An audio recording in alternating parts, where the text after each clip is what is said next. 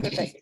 So I want to welcome you all for being here. I'm going to go ahead and spotlight myself, and I'll also spotlight Miss Linda Bowden, who will share a few words. But welcome everyone. My name is Megan Van Wart, and I'm the owner of Paint and Sip VT. Tonight's virtual paint class is all for you. You all, it's Thursday. You've almost made it through the whole week. I applaud you. This is time for you. So I want to thank you for being here, making time for yourself. I am here to support you, but also stay out of your way. So if you are feeling uber creative tonight and you are just going to create this magical waterfall scene, maybe you're inspired to put in a pot of gold and a little leprechaun standing at the bottom, you can do that. This is so funny. I love it. Melinda named hers My St. Patrick. I love it. So any inspiration that you want to just sprinkle in to your artwork tonight, I encourage you to break the rules. I'm also here to help you. If you have an idea, Megan, how can I add this? Or Megan, I have an idea about that. You can unmute yourself at any time during tonight's class to say, hey, I need a little help. Folks in this class welcome that. So don't worry about that too much. But I want to thank you for being here. Before we get into the details of tonight's class, I would like to introduce Miss Linda Bowden. She is the AARP volunteer state president. I hope I got that correctly. But she has all the details on resourcing volunteer opportunities and really what the latest is with AARP Vermont. And again, a big thank you for AARP Vermont for continuing to support these classes for each of you, your friends and your family that you invite to this AARP community. So thank you for being here. And Miss Linda, I'll turn it over to you. Thank you so much, Megan. Sorry about my throat. I've got a little bit of a cold. But as all of you know, and as many of you have joined these classes before, Megan has got such tremendous enthusiasm, and we just love her here at AARP Vermont. And we're dedicated to enhancing the quality of life, as you know. And as we age, we want to do things that get us excited and do things to help others. And we've got many opportunities from advocacy to volunteering with tax aid or fraud, or maybe introducing programs like this. You could do what I'm doing right now. And then you'd be guaranteed a spot possibly here in a class. So we're always looking for volunteers. You're welcome to put your name in the chat if you'd like to be contacted by me with your email so that I can get in touch with you. And always check as you do, because you're signed up here to get the different kinds of events that we have monthly. And I've got a big biking event that's coming up on May 6th at Letty Park at 9 o'clock. And it's Get Back on Your Bike. And we're doing that with Local Motion. So if you're interested in biking again, I'm going to be leading that as a wonderful exercise of finding out about the ABCs of biking, and have a little bit of bagels and coffee and tea, and then we'll go for a nice ride. And monthly rides on the third Thursday, where at the end of the ride we'll have a beverage. So if you're interested in any of these events, go to aarp.org/VT. And thanks again. I love it. I've actually biked in the Oak Ledge Park area. If anybody's like, oh, is it going to be too hard? I don't know if I can do it. That area is extremely flat and it's right on the water, and it is stunning. So I would highly encourage you, if you're on the fence, and it's good to create awareness, right, Linda, of the event, but I encourage you all to just go and check it out. And it sounds like you'll have some people there to help you along the way. Adjust your seat is probably really important, right, Linda, to make sure it's at the right height. But that's awesome. That sounds like a really fun event. So thank you so much again for sharing the latest and the greatest, and always just being really present. And I love that you're painting with us, which is always so fun to have you play with us as well. Perfect. All right. So we'll go ahead and jump in. Our inspiration is a beautiful waterfall. We haven't done anything like this before, so we're going to kind of jump right in together. Tonight's class, everyone will you can open up your brushes. The only other item that you may need is if anybody wants to do any drawing or sketching as we get started, you could do that. I may, we may do a full undercoating of paint with like a nice, like soft yellow for a little bit of brightness. And then we may do some sketching on top of that. So I think that might be a good start for us. And then we'll do a little sketching for some of the elements and composition. So if anybody has a pencil handy, I'll probably go find a Sharpie so you can see what I'm doing for some of the main elements, and then we'll kind of fill it in. And one of the reasons why we sometimes sketch things out is it allows us to figure out, well, how tall do we want our waterfall to be? Where do we want, how big do we want the sky to be? Everybody may come into this inspiration with a different idea of the composition. That's exactly what you're supposed to do. It's about kind of, we're embracing the waterfall as our inspiration, but you can change the composition a little bit if you have trees on one spot or rocks in another. So we'll put in some of that basic framework to help us. But without further ado, we will jump right into things and get started. So I will remove Miss Linda because she probably doesn't want to teach tonight. All right, perfect. So for tonight's inspiration, I did drop it in the chat window. And for these classes, I always love having the Zoom on one side and I have the Zoom pushed over a little bit and I have the inspiration pulled up on the other. Now, most of you, if not all of you, received the inspiration in the package that I sent, but just in case if you didn't, you can always have a digital copy as well. And that's in the chat window. All right, so we'll pull this nice and close so you can see all the details for tonight. Now, the first thing that we're going to do is you're going to grab your big brush and you're going to grab your plate. And we're going to mix a nice soft yellow color for the entire background. So who can confirm, I probably sent you either the lemon yellow or the medium yellow, right? You can give me a thumbs up. Or did I send you ochre? Yep, I think I sent you either medium or this one. Perfect. Oh, I'll repost the painting. Sure. Let me just drop that into the chat for someone who just joined in. Give me just 1 minute. Waterfall. There we go. Thank you all so much for your patience. All right, I'm just re-uploading that for the person that just joined. And perfect. So what we're going to do is we're going to take a little bit of this yellow. You're going to get your plate. And you're going to put it on here. A dollop of yellow, a healthy dollop. And we're going to do a tiny, tiny speck of red. Now, maybe what you want to do with your red, and I believe I sent you crimson. Linda, you can give me a thumbs up. I see Sonia nodding her head. I have a few windows I see. Thank you, Linda. So everybody can grab your crimson, which is a nice warm tone, and put it in a, not directly next to your yellow, because what we're going to do is, I'm just doing a little spot of red over here. What I'm going to have you do is, you're going to get your brush a little bit wet. And you're going to grab, and you can kind of wipe off the water droplets of your brush.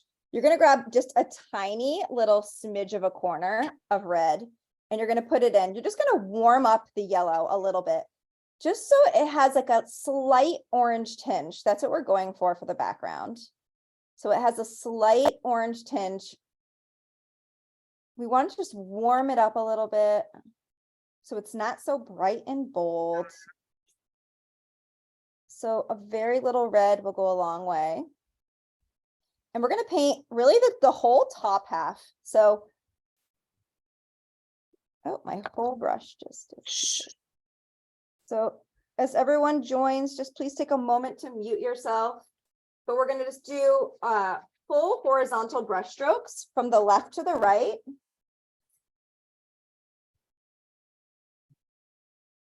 I'm just grabbing another brush. All right. So full horizontal brush strokes from the left to the right.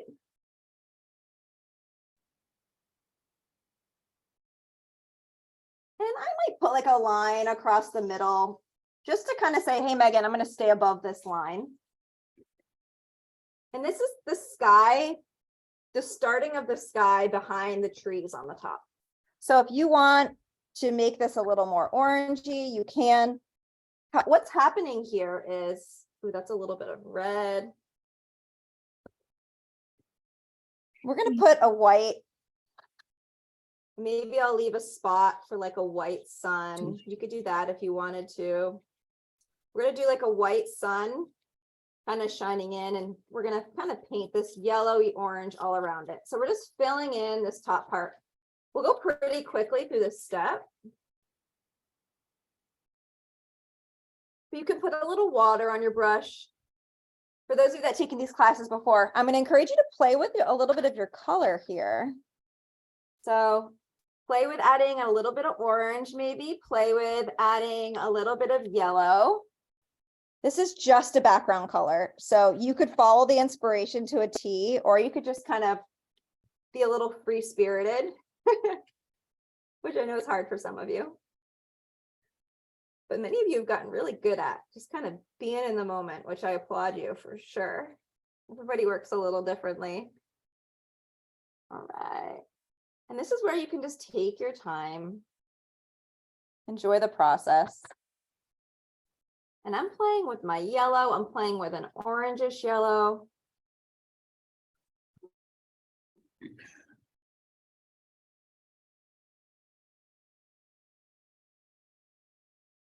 All right.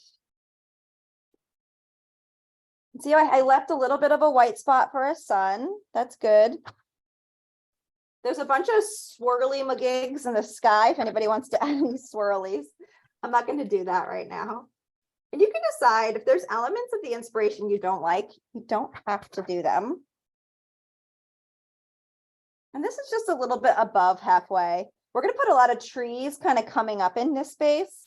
So this is just really a nice kind of base space for us to fill in and ground ourselves for this stunning sunset, sunrise, whatever you want to call this sky. I love this color.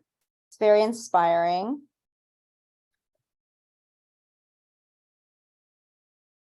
And it doesn't have to be perfect. And I'm using a little water along the way. Kind of get in all those nooks and crannies. I like to put a little pressure on my brush when I paint. And you can see, if you watch your brush on your canvas, you can see it move the pigment around. So if you want to add a little bit more orange or a little bit more yellow in certain areas. So I'm going to get a little fancy here. I'm going to put a little bit of smog over the sun. Just doing some jagged kind of horizontal brush strokes. You don't have to do this if you don't want to. Bring this a little closer. This is all just background colors. I'll give everyone just a few minutes to play around with this.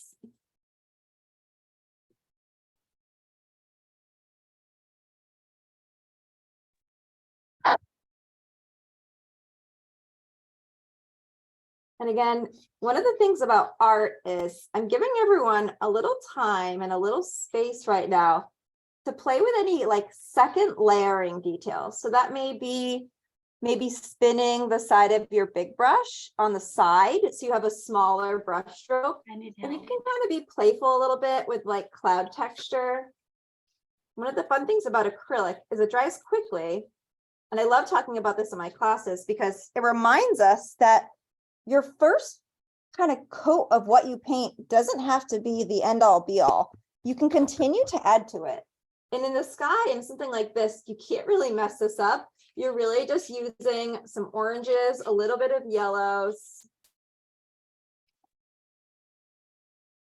And guess what? If I want to create a white focal point here after, I can. It's okay. I can paint over it. So it's okay to just be a little free-spirited. And I will get your train back on the tracks if you need it. Okay, it's easy. I went a little darker at top. It's all right.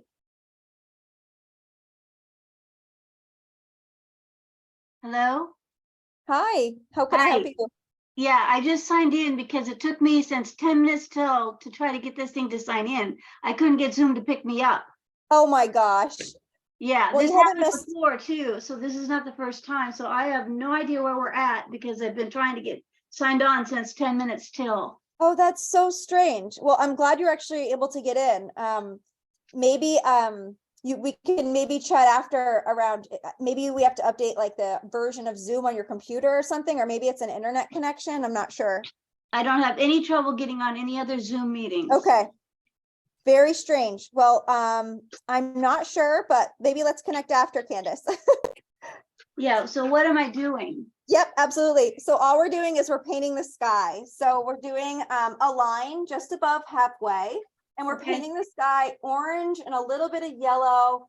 And if you wanted to hold a space for a white moon, that's it. So very easy step. You're just painting the sky, nice smooth brush strokes from the left to the right.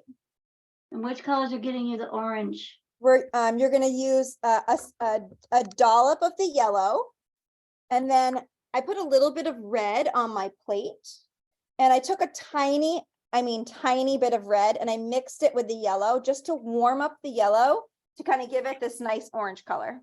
Okay. Okay. And then I was using water to kind of blend a little bit. Just nice, smooth, horizontal brush strokes. Nothing else. I'm so glad you got on, and apologies for any troubles. Yeah, it was just trying the whole time. Yeah, that's frustrating. I can imagine. All right, so let me look around the room. I'm sure people are doing pretty good. Corinne's on. Corinne's in business zone tonight. All right. All right, perfect. So you just do circle and smearing it in halfway up? Exactly. Yeah, and I did a circle and I kind of left it blank, but then I was playing with like a little bit of like clouds kind of coming into it. The nice thing is if I want to change my mind and like paint it entirely white, folks can just like, we can use white paint after and just totally make this nice and white. The reason we left it white is just to save white paint for other things. So are the strokes going left to right? Left to right, horizontal. That's right. Okay. You got it. All right. So one of the things that we can do next is doing a little bit of brown base color for our rocks, which will be really quite fun. So we'll use our pencil. So I'll give everyone a few minutes to finish this, but we're going to use our pencil and we're going to sketch in our rocks, which is going to be really fun. So if anybody has a pencil handy, I am going to find a Sharpie if I have one handy. I think I have a pen right here. Let's see if a pen will work. Yeah, I think this pen will work just fine. So I'm using a black ink pen so you can see my lines. So what we're going to do is this. We are going to do the height of the waterfall. And you can kind of pick the placement of the waterfall. And you all know me by now if you've been here before. I like to use my hands as a little bit of guidance. And the waterfall for me, I could do it, you know, starting down here, but the height of the waterfall for me is, it's going to come up from the bottom. So maybe my waterfall will end down here. So I put a little black mark, and the waterfall for me will be maybe right about here. So I'm just doing the height of the waterfall. This is where the waterfall is going to start. And then this is where it's going to flow down to. And that will kind of give us a benchmark for where we want our rocks to be. So from the bottom, it's probably 2 or 3 inches up. And I just did it in the middle, but you can, this is kind of the height of the rock, the middle part anyways, you can put your waterfall a little over to the left if you want to, it doesn't matter. But this is just the height, the bottom of the rock, and then where maybe the top of the rock may be, but we're going to draw and sketch the top of the rock next. So again, for me, it's a little bit below my yellow and it's a few inches above the bottom. And then we're going to do the top line of the rock. This is where we're going to have a little bit of fun. Into the yellow, I'm going to do a little bit of rock shapes. So it will come down. You can always change this. That's the top of my rock. And we have Diane coming in. So I can always change the top of this rock, but this is just a little bit of a sketch point of where the top of my rock may be.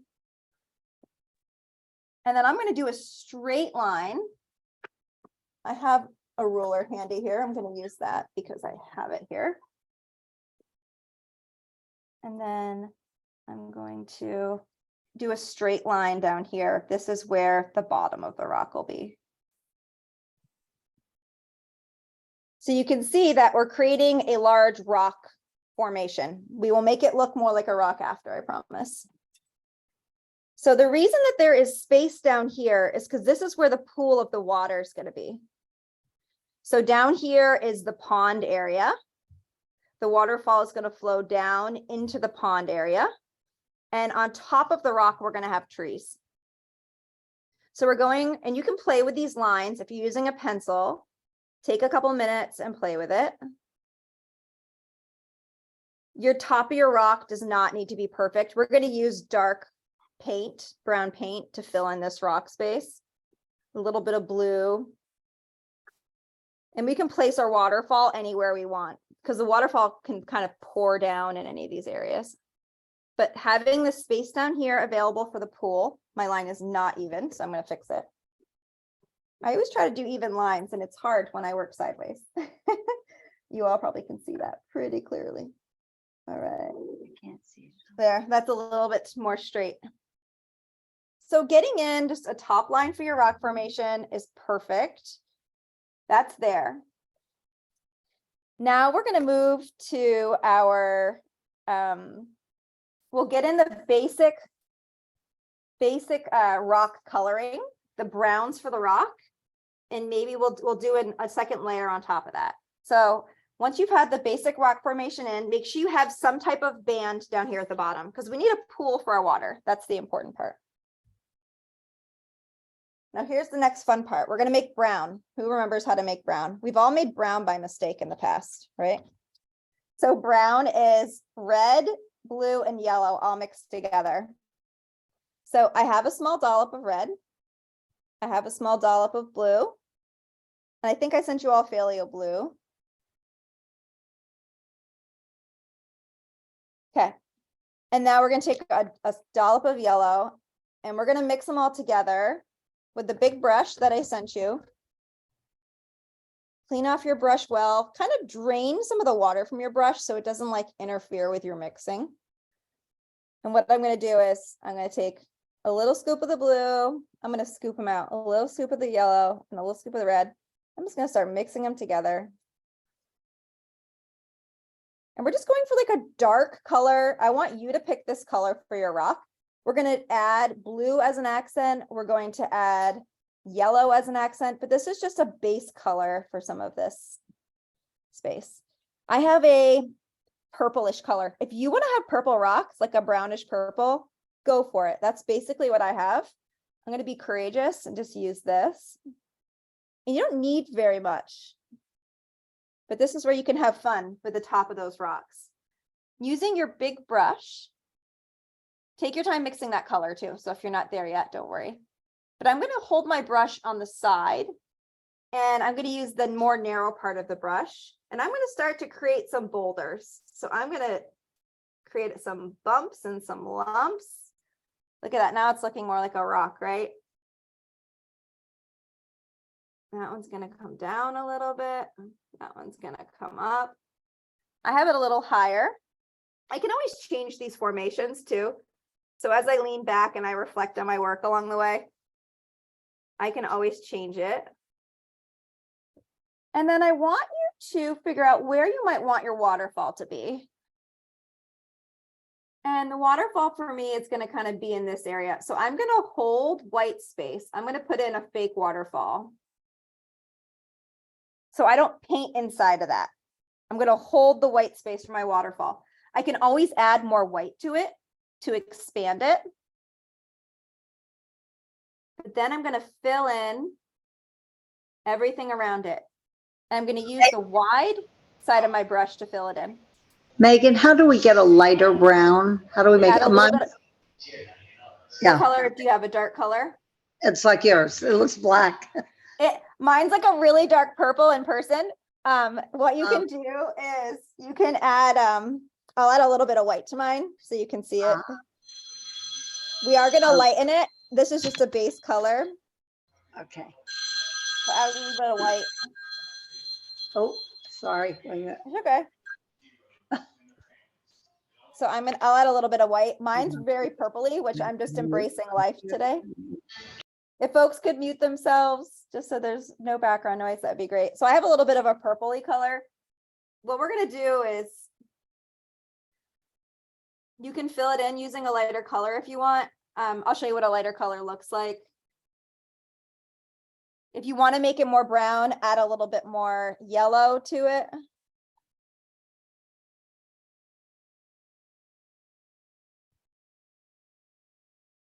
You kind of have to play with the 1, 2, 3. But our goal is just filling this in as a basic color, and then I'll bring it to life, I promise. So this side over here, I made it a little bit more green. I do want it to be a consistent color. So I'd pick a color and not switch around like I'm doing. I'm going to go back and fix some of this. All right.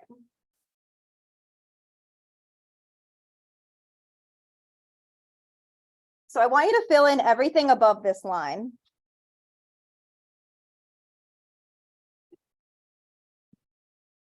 So you might need to mix more along the way.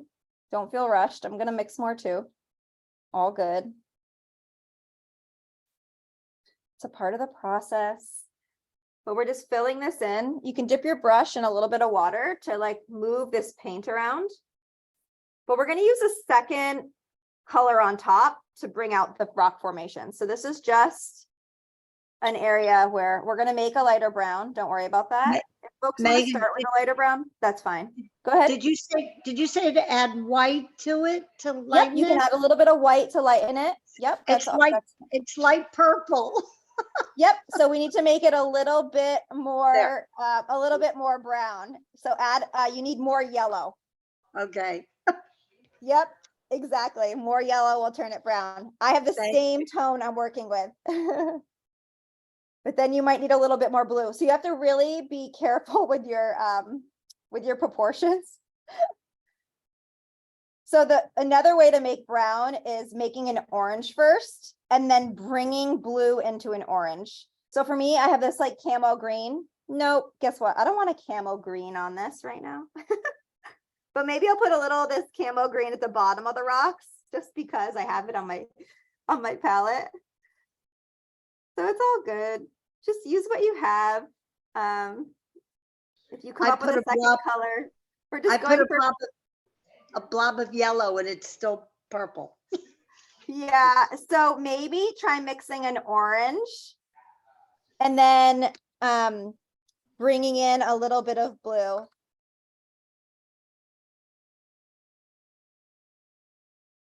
So I'll do that trick and I'll show you all what that means. So a little bit of yellow with a touch of red will give me orange.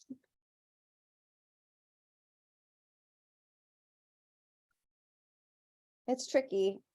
We all make brown by accident when we don't want it, but then when we need it, we can't do it, right? Go figure. All right, it happens to all of us. Me too. All right, so I'm gonna mix that around and then I'm gonna bring in a little bit of blue. I can even bring in a little bit of orange here.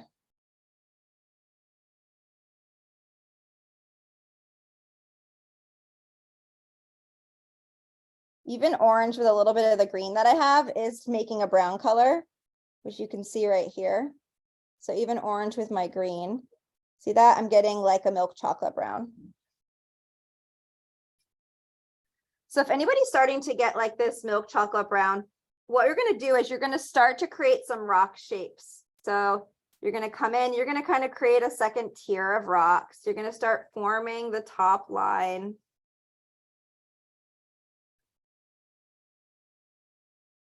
And I'll bring this a little closer so you can see it. We're just starting to create a few rock shapes here and there. So maybe I'll do one right here. And we're going to come in with more color, so don't worry too much right now.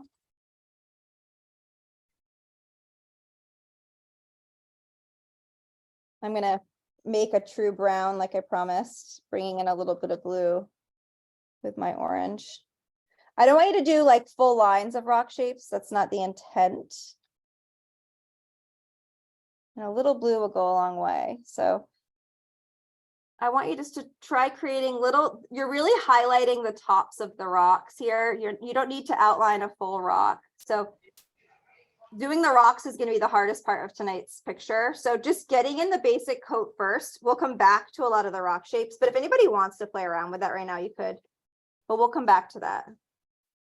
I'm just focusing on doing basic colors in here. If I bring this up close, you're going to see all my wacky colors. Look at this. I have like purples and I have browns and I have greens. That's okay. We're just getting this basic shape in, and then we'll come in and we're going to use lighter colors to bring it to life. So don't worry about it too much right now. So focus on the basic coverage. I have basic coverage. So our goal for this step is basic coverage. And don't worry about getting into too much of the rock detail. Okay. Because we are going to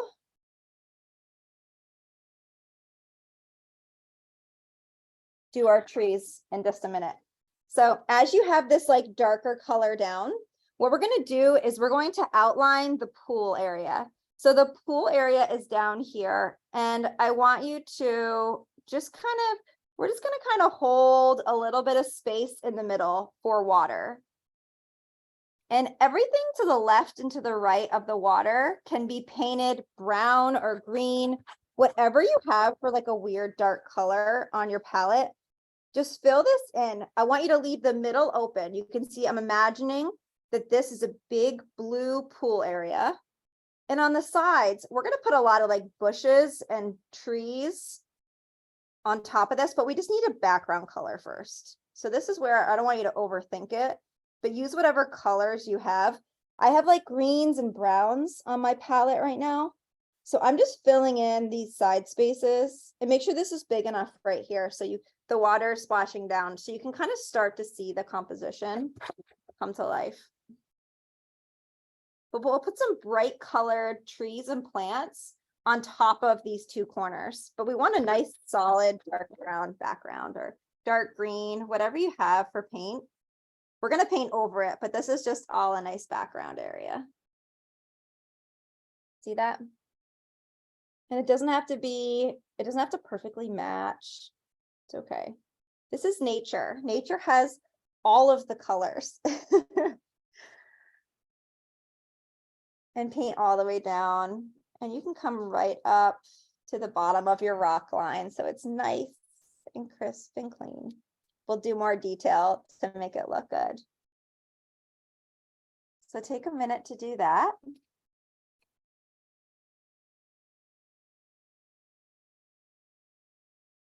So we have our sun in the sky. We're going to put trees in next on top of the rocks.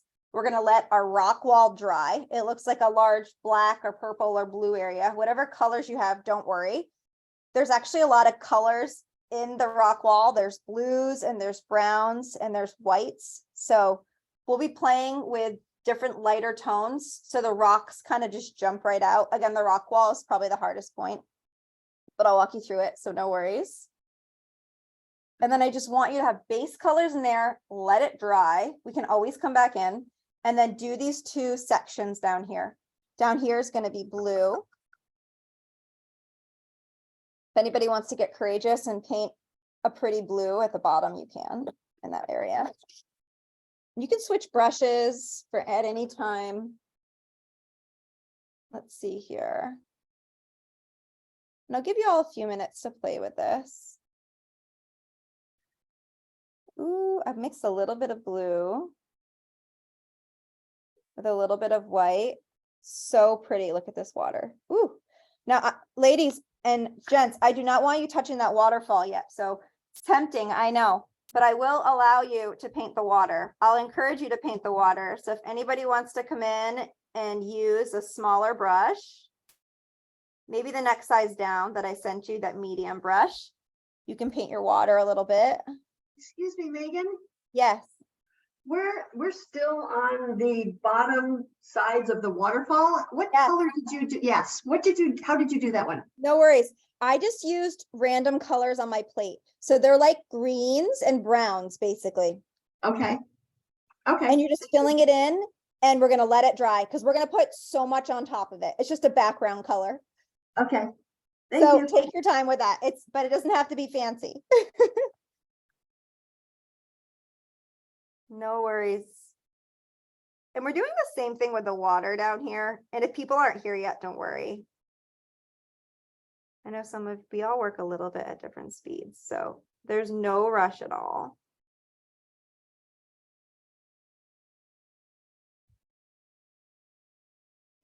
I started to tell you, Megan, that when you said mix up blue and then put a little orange, so I put the blue and I put red and I didn't even get to put yellow and I got brown, but now I'm only halfway through and I'll never You get ran that. out. I'm not gonna get So that funny. same I color. know. So go back to the make an orange first. And then add a tiny touch of blue to orange. And that's the easier way of making brown. Okay. You got it. Don't worry. Start with the orange first. I guess we should have all done that together. Okay. There's so many ways of making brown. Megan, what color blue are you making the water? I am doing blue and white mixed together. Blue and white. And just find a color that you like. This is really warm. I'm just doing this as a basic coat. This painting is very detail oriented, which I'm sure many of you noticed immediately. So if I'm rushing through some of these steps, I am doing it intentionally, not intentionally, because there's a lot of detail work we have to do. And some of this work now is we're putting a lot over and on top of it. So it doesn't need to be your best work. It's just a base coat coverage. So your lines don't have to be perfect. We're going to be doing a lot on top of it. Your brush strokes don't have to be perfect. You just want base coverage. All right. So, all right. Miss Renee has joined. Welcome, Renee. And I know you're all tempted to do a little bit for the waterfall. If you want to just do a little bit for the waterfall, that would be okay, I guess. Just a little bit. And I'm going to go on top of the rock right here. The waterfall is primarily white, but it's going to have a little bit of blue. So if you are just like, Megan, I got to do a little bit of blue for the waterfall, you can. Just don't paint too much because we're going to do lots of white. The waterfall is a lot of layering. I'm also going to do a little bit of white at the top of the waterfall. I know many of you may not be here yet, but I'm here, so I'm just going to show you. So the waterfall is pouring over the top of the rock. Here comes Miss Claudia. So we're not going to get into all the waterfall detail right now. Just giving everyone a few minutes to play around, getting these basic colors in. So we have, it all leads to our end objective of adding lots of things on top. But what we're going for is the composition of this beautiful sky. We're going to populate trees in up here next, but we have our rock wall in place. We have our rocks. We have a waterfall coming down. We basically have a straight line at the bottom of our rocks. And then we basically held out this white space, which is our pool. And we kind of painted to the left and to the right side of the pool, like browns and greens, like I'll hold mine close. Browns and greens, nothing fancy here. Base colors. Claudia, take your time. Yeah. Okay. And then you can fill the water pool in. So I'm going to check in with everybody. Lots of little steps.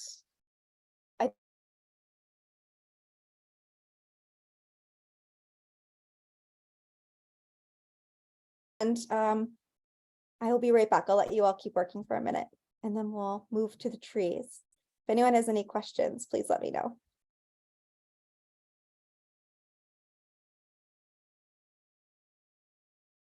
Megan, are we supposed to be doing something on the water, the actual waterfall? Is like, do we have to paint that white or you put blue in Nope. it? I got lost. You can on it. leave it. You can leave it the way it is right now. You don't need to do anything.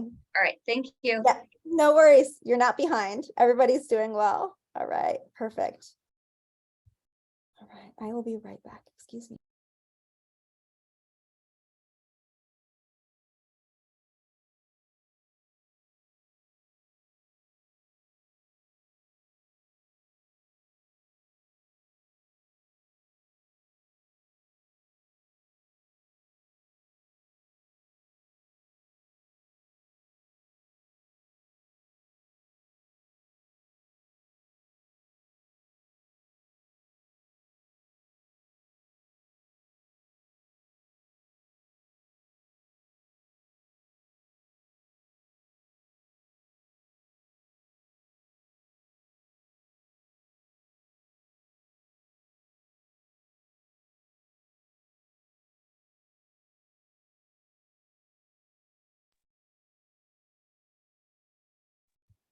Okay, so we're gonna continue on. Let me transition back.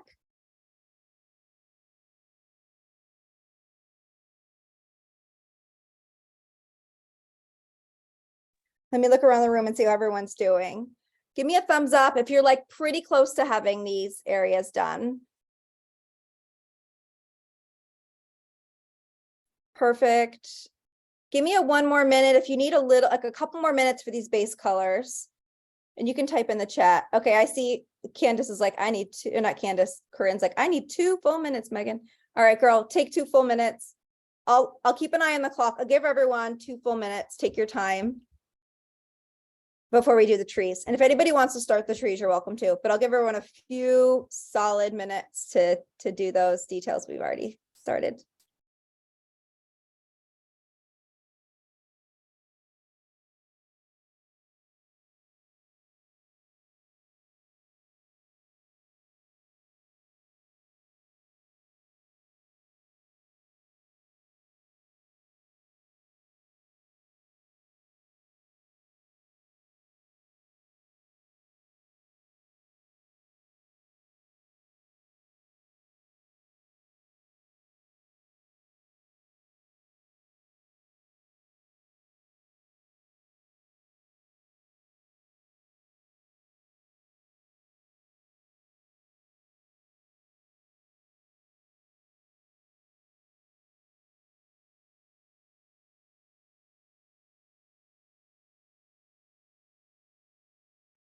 If anyone has any questions or you need anything, please do not hesitate to ask. I do want to give you enough time though, just to make sure you get all your layers in. It's a really important part before the next step. So take a minute to do that.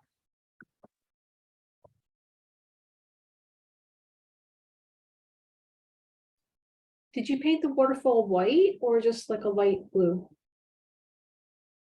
Yeah, so I painted the waterfall. I had a little bit of blue paint on my brush and I just dusted it with a little bit of like water on my brush with a little of the same blue. And I did that just to show you like with the white background, what it basically shows off to be. We're going to do more detail on the waterfall, but that's just a little bit of a teaser, really.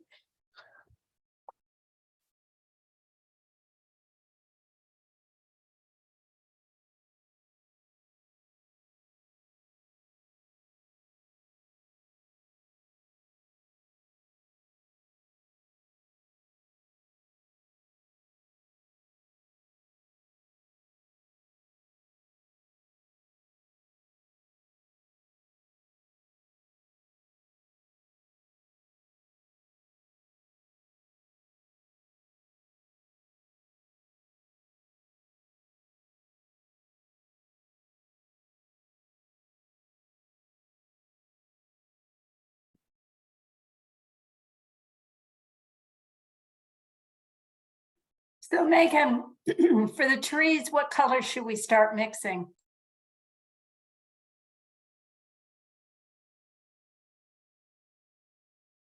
Perfect. Sorry, my 3-year-old tornado just came downstairs. Let's see. So for the trees, let me just minimize this and take a quick peek.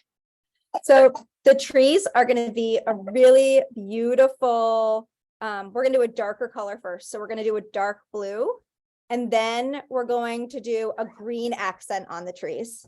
So it'll be really pretty. So to do the dark blue, you could take the blue that I sent you, should be this Paleo blue. Correct me if I sent you Blue Lake. I think I sent you all Paleo. And you could use just Paleo. Let's just see what color that gives us.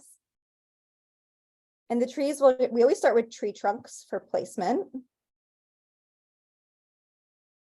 Right.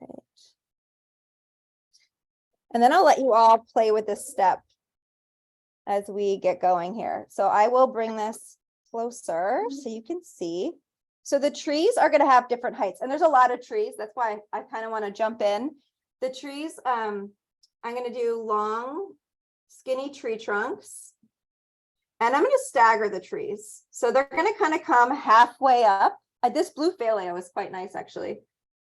You want your tree trunks to be straight, not crooked like mine. So you do tree trunks first for placement, and then There's that there.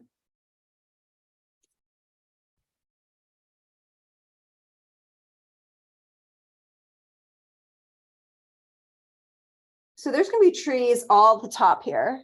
They look like a bunch of phone poles. That's exactly what you're supposed to do. And they can be a little higher on the sides, like the tree on the far left may be tall. And the tree on the far right, see how these two are the highest and the ones in the middle are lower? That's fine. And then you can do your basic tree-like detail. You basically start at the top and you just do little dabs. I like to do tree branches. And I'm using just Paleo Blue for everyone for awareness. I like to do small dabs from the left to the right. And I like to focus on the texture of the branch, not like the branch itself. So I'm kind of doing outward, diagonal down flaring. You can do any style tree that you want. You don't have to do this style if you don't want to. And we're going to fill this in. So as an example, these trees are all going to kind of be touching. So let me show you what What this are you using? I'm using it's like a 4 probably, but use any brush that works for you. This is a step where we're all going to kind of find our own technique. And we're going to fill in this scene. So this whole scene above the rocks is going to be all trees. So once we have these trees filled in, we're going to kind of connect them. We're going to kind of fill them in and make it look a little bit more full. See how we connected those trees? I just did little brush strokes to kind of connect them. We're going to do that all the way across. And Megan, your trees are blue? They're blue. They look, yeah, they are blue. Let me bring them really close. Yeah, they are. Yep. Oh, they look green. They're Paleo. They're Paleo blue. Yep, I did not mix the color. I'm using Paleo blue right out of the paint container. But this is where just find a style of tree that works for you. I want you to focus on doing high and low trees. High and low.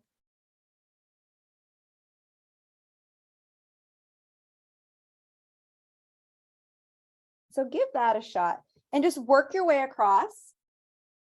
We can always you can paint down onto the top of your rock ledge because we can always, the biggest thing is just to make sure that there's no like yellow popping out. We want it to be really solid in color.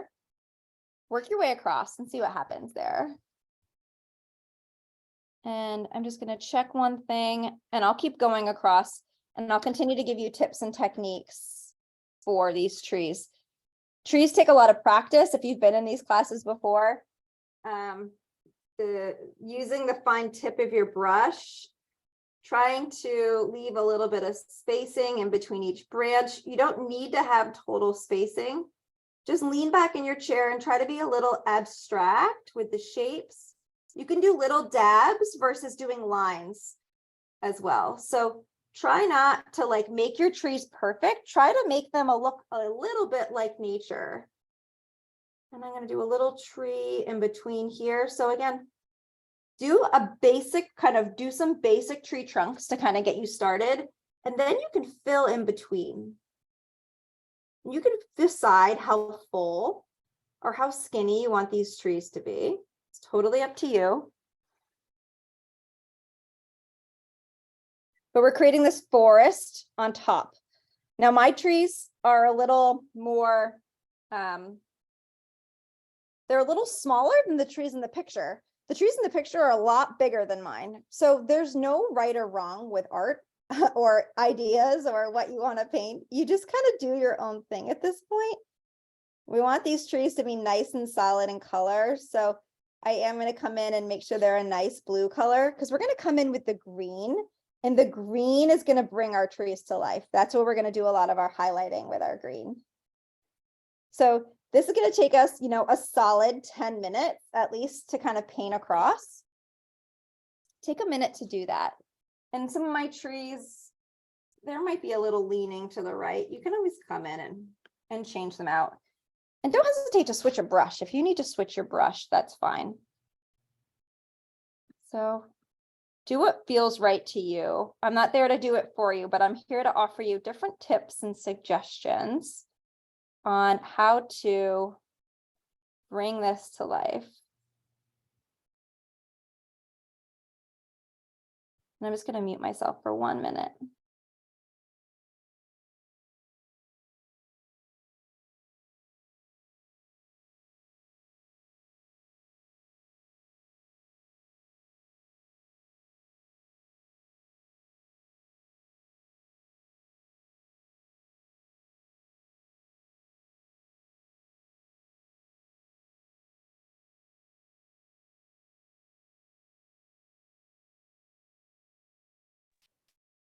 Okay. And for me, I might go to a smaller brush. So it's okay to say, you know what, Megan, I don't think this brush is working out for me. You can always downsize. So I just picked up my 2 brush and I'll get it a little bit wet.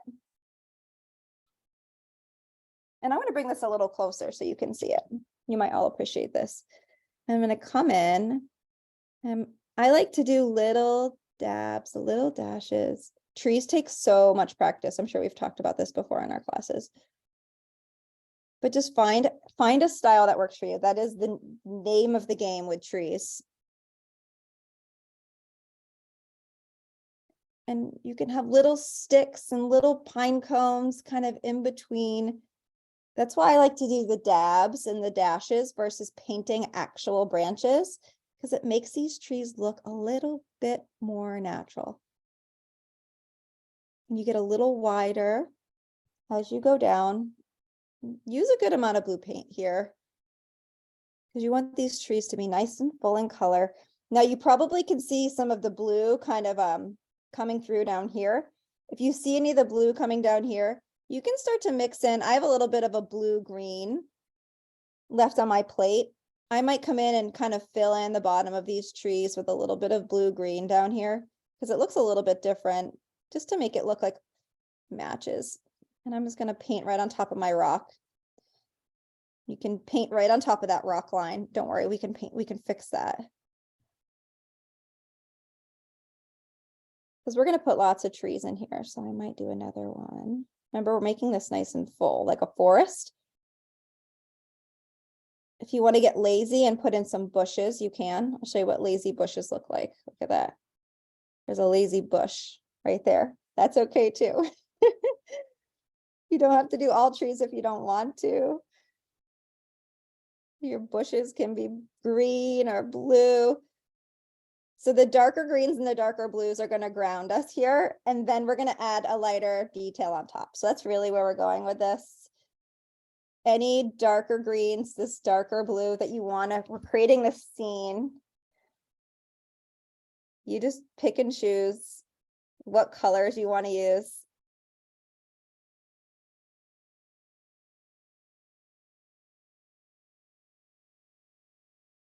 You can bring it up higher. Like if you want to connect this all a little to bring up that line, you could do that if you wanted to. But filling in those gaps so it's all nice and solid in color is really important. Don't have any pesky white popping through or yellow or orange. See how this is nice and dark? We want that because we're going to put in lighter tones to pull out these trees. So that nice dark complexion right now is exactly what we're going for. But I want you just to work your way across. So many details. I knew this one was going to be detail oriented, but I know that we hadn't done anything like this. So I took a chance to see what you guys thought. So I hope you're all enjoying it. And the tops of the trees are nice and pointy. So this is your scene. You can do whatever you want with this. If you want to do something a little different, you can. Again, where you have this like lighter blue coming through, I have this like dark green on my plate. I'm just going to bring in some of that dark green in some of these areas just to kind of ground it. I don't want a light blue to pop out. I want it to be dark and like have contrast. I'm also going to add in, I made my waterfall a little bit more narrow on the top. This makes it look like it's bending over the top of the rock. When you have a really tiny outlet, on the top of your waterfall. I'll cover this again before the end of class if anybody's in the zone painting trees, but a very tiny outlet at the top of the waterfall will make it look like it's actually pouring over from the top of the rock. So what are you actually doing right at the moment? I am doing trees, but I was just doing a little bit of refinement at the top of the waterfall. See how skinny it is right there? I was just making that a little bit more thin to look like it was pouring over the top of the rock. So if you have a thick, like white part kind of coming over the top of the rock, I just kind of closed it off a little bit to make it look a little bit more narrow for the stream. But I'm working on the trees, just like all of you.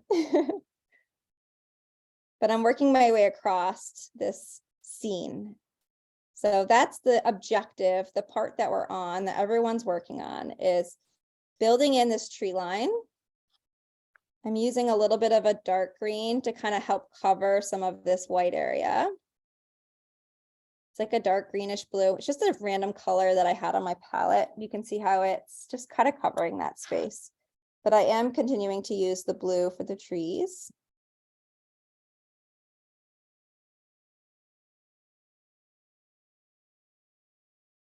And just keep working your way across. You can kind of do downward angles. You can do upward angles. You can see that tree looks a little bit different.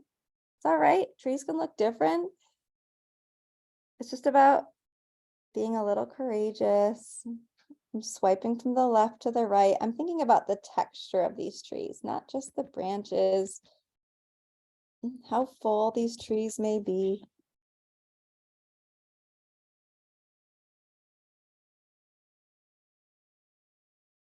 Continue to work your way across.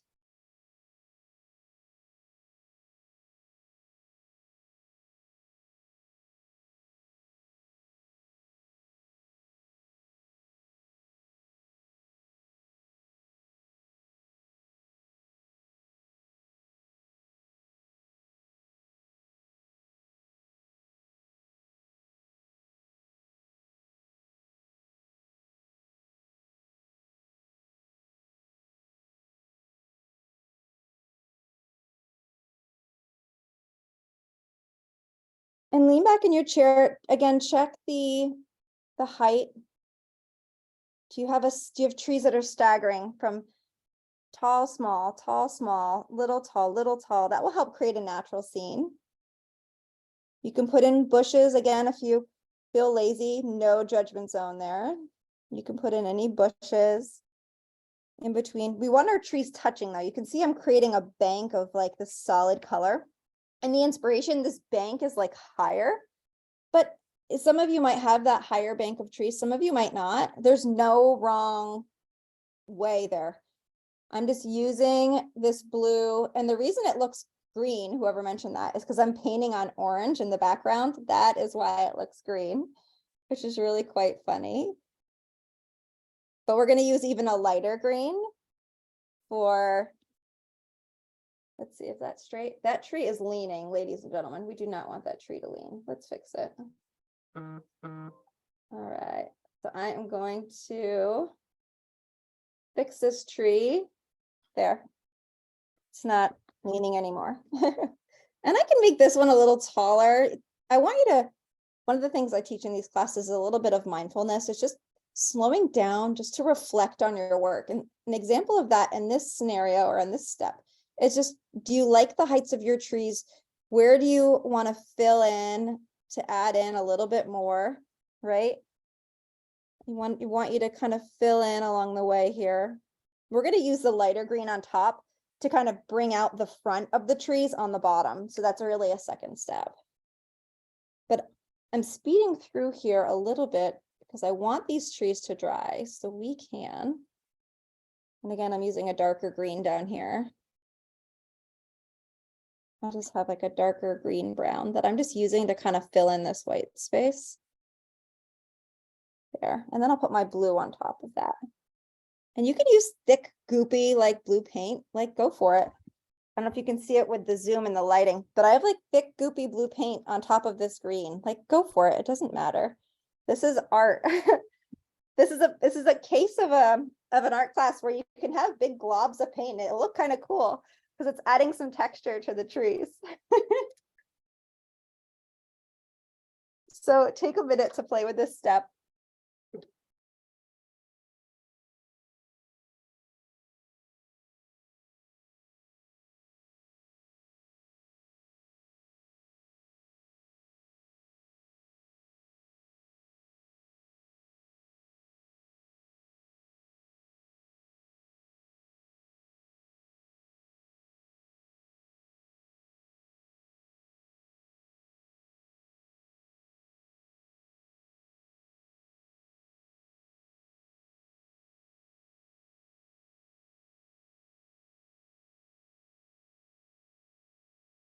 Right. So let me know how this is going. Again, I want you to kind of create a little bit of a blue buffer. I'm going to grab my brush again. And I'm going to grab my blue and this buffer that kind of comes up a little bit. We're going to add really some nice light greenery to kind of highlight these trees, but I want you to have that nice solid buffer above the waterfall. How is this going for everyone? This is a lot of trees. I know that. I apologize, but it will get a lot easier once these trees and this buffer's in, trust me. But I'm being really mindful to give you some time to play with this. I know how hard trees can be to paint, so I don't want to rush you. Let me put some of these paints over here as you're working away. Barb is in the zone. We are not going to interrupt Barb. And I know Corinne is still working on her trees. That's for sure. She's very detail oriented. So we're not going to interrupt Corinne. But just take a few deep breaths. If anyone's stressed, just embrace the process. Don't worry. You're going to get through it. Jean's going to be here till 11. She just loves taking her time. She's super detail oriented. She knows I'm teasing her. All right. So let me just check on something here. All right.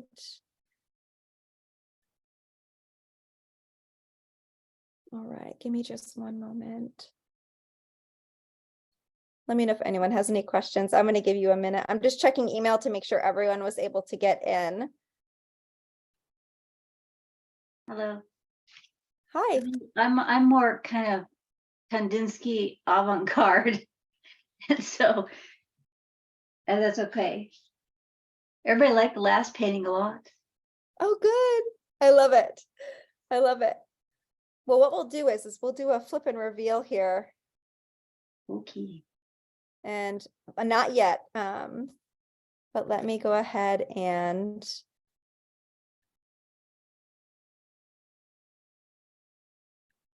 right.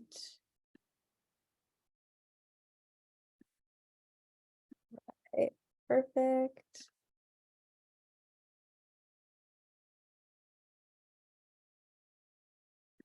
I want everyone to just take their time in working out these details.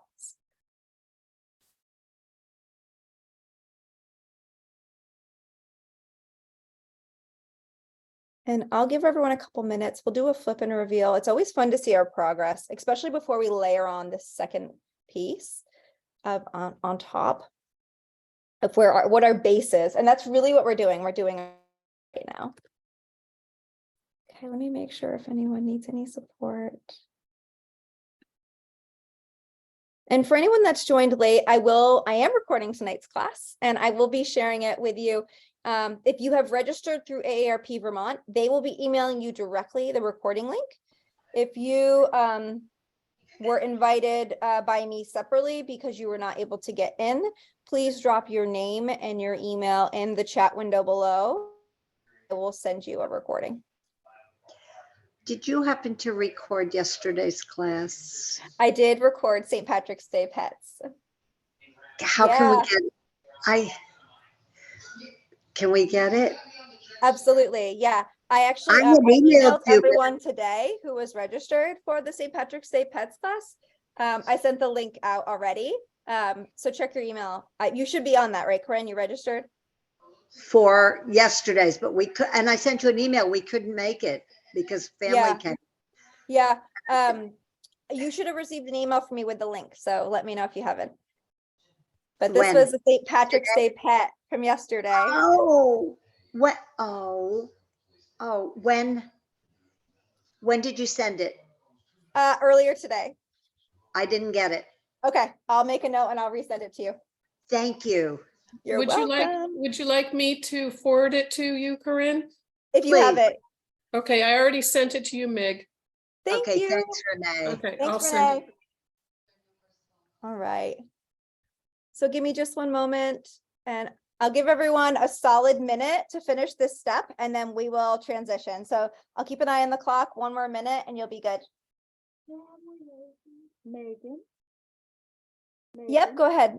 Linda, I was wondering, are we doing the swirls in the sky today of the yellow? Um, The swirls in the sky today? I'm sorry, I can't really hear you. Could you say that one more time? Are we doing the yellow swirls in the sky today? That is up to you. So if you want to do yellow swirls, you go for it. Absolutely. Thank you. I may not, but you can, certainly. Absolutely. All right. Perfect. All right, I'm gonna keep an eye on the clock. 1 more full minute. If people want to play with those yellow swirls, feel free to do that.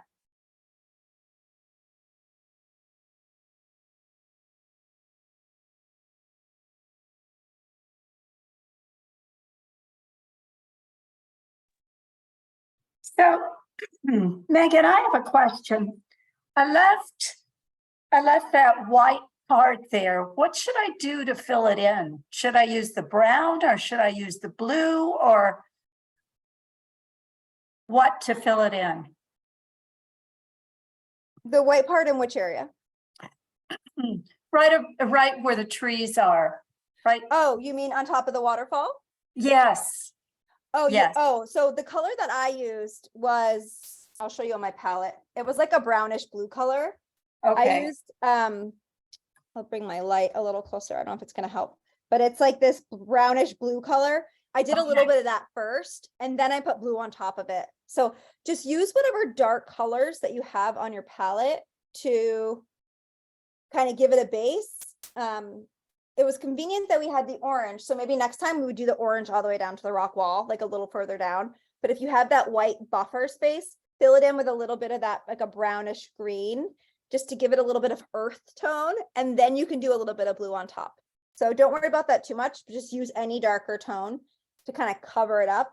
And then we can do trees on top. The nice thing is that we'll be putting a really beautiful lighter green on to accent the trees, and it will come down on top of that. So it's like it'll just come out the way it should be after. So the color is totally up to you. But good question. I think people are still working. Everybody's heads are down. That's good though. All right. Do folks still need more time on these basic steps, on these basic coverage? If you do, just let me know.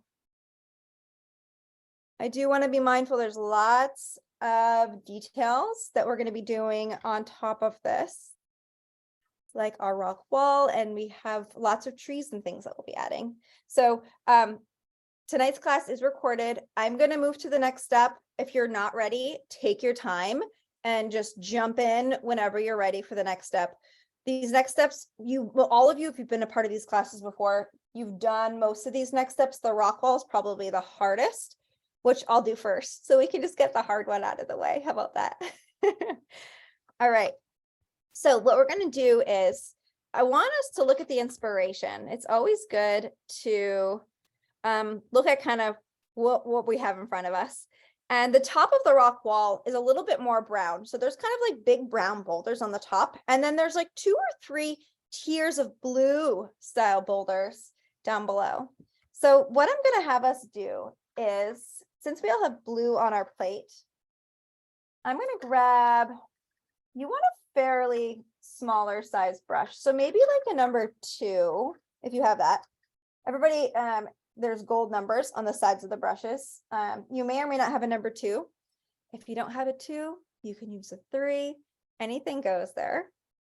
And what we're gonna do is we're gonna take the blue and we're gonna grab a little tiny bit of the white. So I have the phthalo blue right here. And I'm gonna mix just a little bit of white with all of it. So it's not like that medium tone blue, it's just a little bit lighter. And we're gonna start with this color and then we're gonna kind of go from there. So you can see it's not just phthalo, it's just a little bit brighter in a way. And I have a number 2 brush and we're gonna kind of bring out some of the rock formations. And we need to do the rocks first because we're gonna put trees in front of some of the rocks. So we got to start somewhere, right? Okay, so I'm gonna bring my painting really close for you all to kind of capture this next step. So imagine there are 3 tiers of rocks. And you're gonna outline just the top of a rock. And this might need to be a little bit lighter for you to see it. So let me just make it a little bit lighter. So the top of the rock, and you're just gonna come down and you're going to just outline just the top of the rock and see how I'm creating a little bit of rocks here. And you're just going to create a couple of tiers. So you're doing like the top left side and the top of the rock. And these can be, some of them can be big. So you're basically kind of outlining the top of the rock. Maybe you're putting a little bit of dark blue underneath. You kind of have to use your imagination a little bit here. So we're basically we're using lightness to create the top of the rock.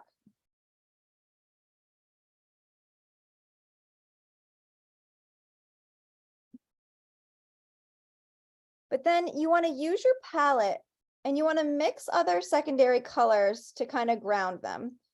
So as an example, I have a little bit of a green here. I'm using just to ground my rocks. It's still fairly dark in color.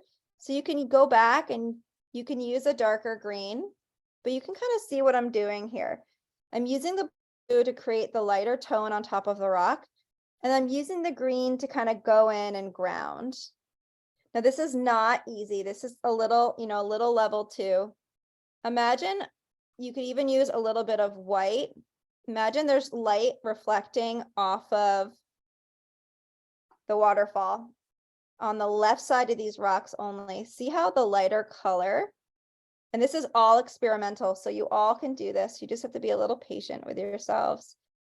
Megan, did you already do the waterfall?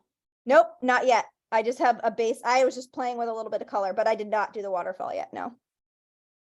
Megan, the first color of your rocks is blue? Yeah, the top of the rocks is like a dark blue color, exactly first. And I'm just doing little brush strokes. Okay, it's a different blue than the trees. It is. I just added a tiny touch of white to it. Okay, thank you. You're welcome.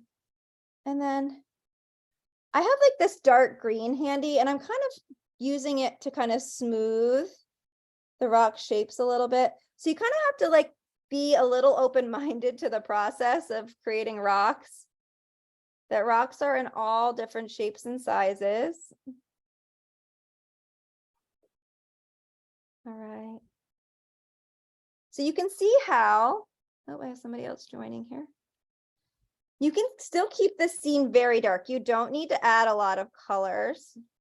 But we're just, and if I bring this back, you can see how there's some rocks there. Now they're all this, they look kind of the same size, which is kind of boring. So poo on me.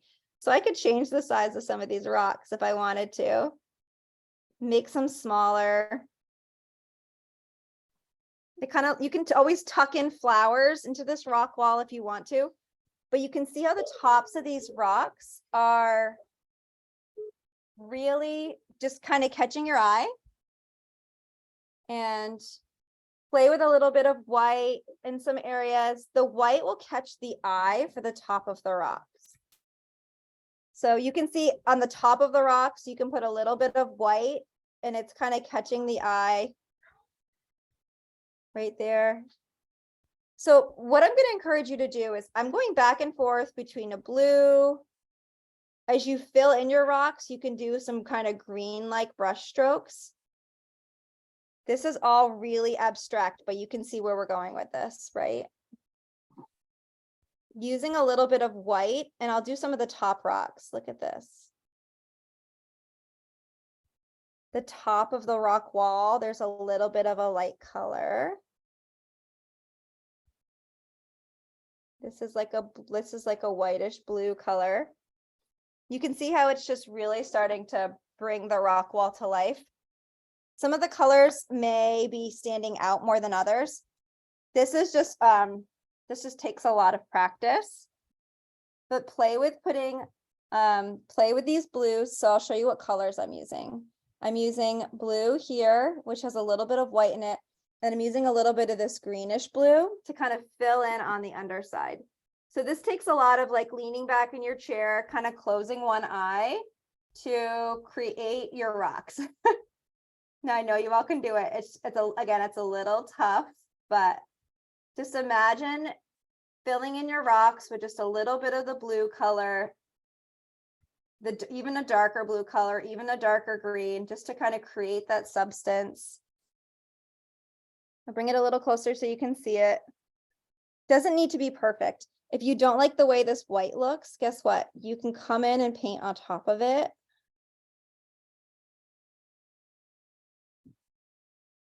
If the white is too bright for you, there's very little white, but I wanted to show you with a brighter white on what this does.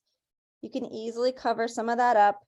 There is a lot of brown that we can bring in too. So once I do a little bit of this blue and green, I'll show you what it's like to bring in a little bit of brown, just so you can see. So the rocks should be brown, have some brown tones and color. So this is where you're just going to experiment. We can go back and forth between browns as a base tone, but accenting it with blues and greens, like darker blues and greens, and then a little bit of lightness on top. So I'm going to show everyone, we'll make a brown together again.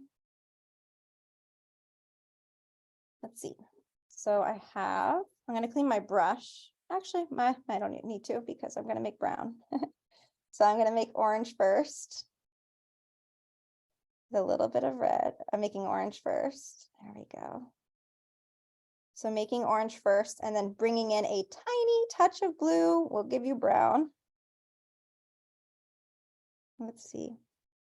So the brown is like that earthy color that will really ground these rock shapes. And now some of us had brown in the background, some of us didn't. I'm going to take a little bit of blue at a time to mix that in. And if it doesn't turn brown, you can add a little bit more red. I kind of have this yucky color. Brown, the tones of brown are a little tricky. Adding red helps. It's that nice grounding piece. I'm going to add a little bit more red to this, and it should turn a little bit more brown. There we go. Now this isn't dark enough for me, so you could always add a touch of black if you don't get the darkest brown that you need. I kind of have this, it's kind of like a honey brown. I'll show you what this looks like though, just so you can see it. I'm just going to tuck in a little bit of brown.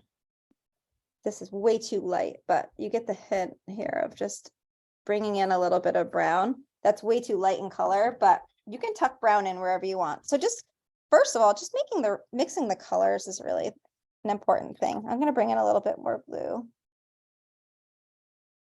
Blue will turn it a little bit more green. Red will hold that brown consistency for you. Let's see. I'm going to put in a little bit more red.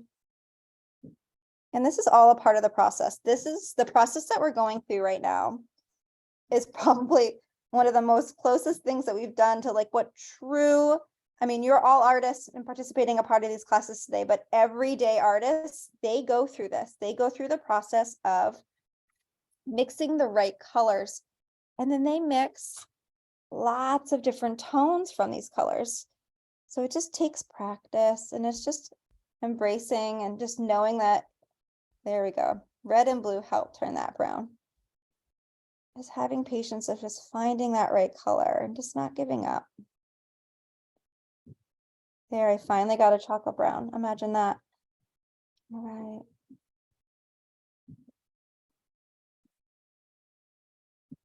And I'm just going to tuck some of this in here. You can always make your brown a little bit more of a blue tone if you want to. And if you don't like this brown, you don't have to use it. But I'm just showing you what it looks like. it does warm up the top of the rocks, which you can see by putting brown at the top of the rocks, and I'm going to do more blues down below. It does warm up and it does make it look like a little bit more nature scene, but I can mix a little bit of blue in. This is where you can blend as an artist. You can mix a little bit of blue in with the bottom of the brown. I told you that the rocks would be the hardest part. If you just want to, if you don't want to, if you want to ignore your rocks and just put in little flowers and dots and things, I feel like I could easily put in like little yellow flowers. I'm inspired to do that. But I'm just tucking in a little bit of brown on the top. That brown helped tremendously ground and add a little bit of highlighting. I'm going to take that brown and do it right over here too. At the top of these rocks. Look at that. I'm adding a little bit of brown, and then I'll do more blues and greens like I did before on the other side. And a little bit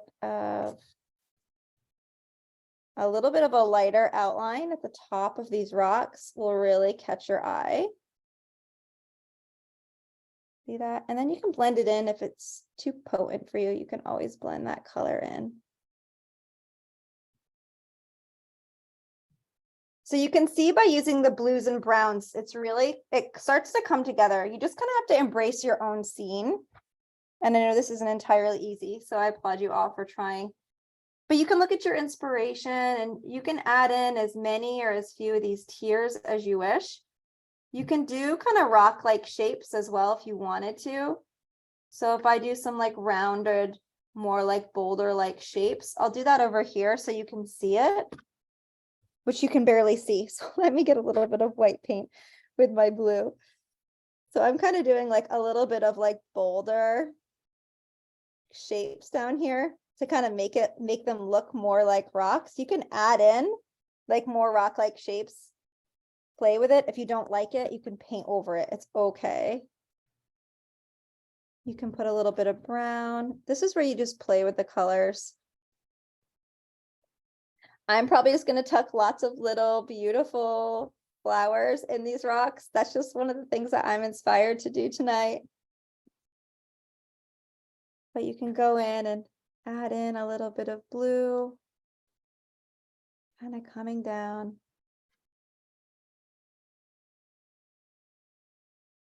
And you don't have, crazy expectations on like how perfect these need to be as rocks. That's not why we're here tonight. We're here to paint something new together. I'm going to do a white outline roughly, or a light blue on the top of these rocks.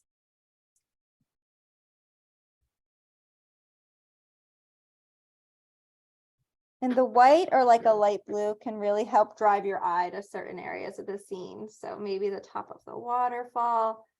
Just kind of lean back in your chair and reflect on what you have so far.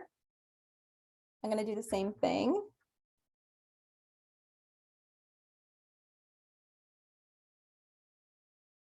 And you know what? I might be inspired to tuck in like some of these little yellow flowers. Like if you have a spot and you're like, Megan, I don't know what's going on. I'm going to put trees over most of these rocks anyways. Don't worry.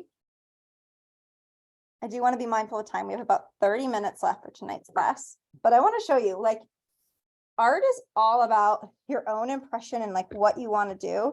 You could take like the round end of your brush and mix it a little white paint with a little yellow. I'm going to put in some flowers because you know what? Nobody's stopping me. I'm going to show you how easy it is. I'm just going to tuck in a couple of little flowers, just kind of growing in between these rocks. They're just little dots with the end of the brush. If you don't want to do this, you don't have to. I'm just feeling a little crazy. It's just what I'm inspired to do tonight. It's just going to be an accent that's on the rock wall. And the reason we're doing the rock wall first is because we're going to put lots of trees on top of it. So if some of you are like, Megan, I don't know what's going on with these rocks, don't worry. I am adding a little bit of this it's yellow and white that I'm doing right now. I'm just adding a little pop of color because that's what's calling me.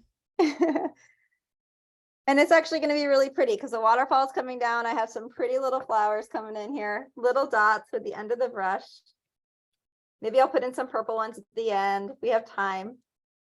But you took a pass on your rocks. Mine are drying. They're not perfect. I'm not striving for perfection. Rocks are really hard to paint. I would encourage you to make a brown, add a little bit of brown to the top. That really helped warm it up to the sunlight, right? When the sun reflects down, the top of these rocks is a little lighter.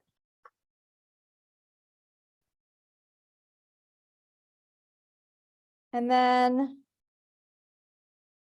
you could even mix brown paint with a little bit of white if you wanted like a quick level 2 tip. Brown paint and white paint, and you can do a little bit of even lighter brown up here. And you could dip your brush in a little bit of water if you want to smooth this out a little bit. Watch this.